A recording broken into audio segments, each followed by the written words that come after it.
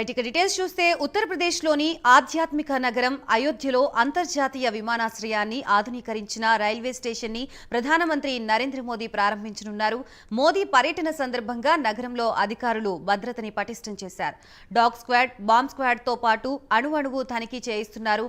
డ్రోన్లతో నిఘా పెంచారు. కాగా అయోధ్యలో 1450 కోట్లతో ఇంటర్నేషనల్ ఎయిర్పోర్టు నిర్మించారు.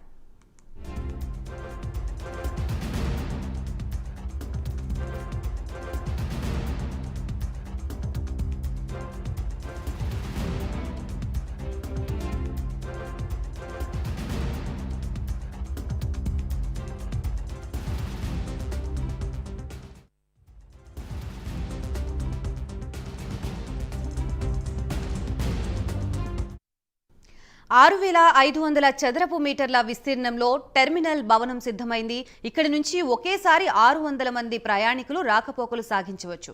ఈ విమానాశ్రయానికి మహర్షి వాల్మీకి ఇంటర్నేషనల్ ఎయిర్పోర్ట్ అయోధ్య ధామం అనే పేరు ఖరారు చేశారు. గతంలో మర్యాద పురుషోత్తం శ్రీరామ్ అయోధ్య అంతర్జాతీయ విమానాశ్రమంగా వ్యవహరించేవారు.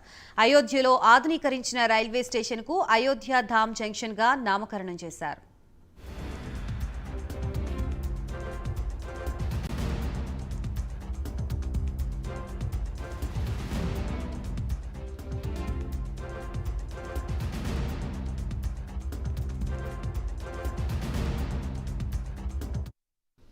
ఇక శ్రీరాముడి స్ఫూర్తిని ప్రతిబింబిస్తూ పలు కట్టడాల్ని సుందరంగా నిర్మించారు.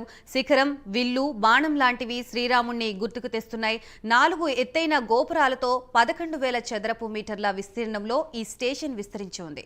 ఈ స్టేషన్ ని రైల్వే శాఖ అనుబంధ సంస్థ అయిన rail India technical economic service limited అభివృద్ధి చేసింది. మరోవైపు అయోధ్యలో భవ్య రామ మందిర ప్రారంభోత్సవ ఏర్పాట్లు ఊపందుకుంటున్నాయి.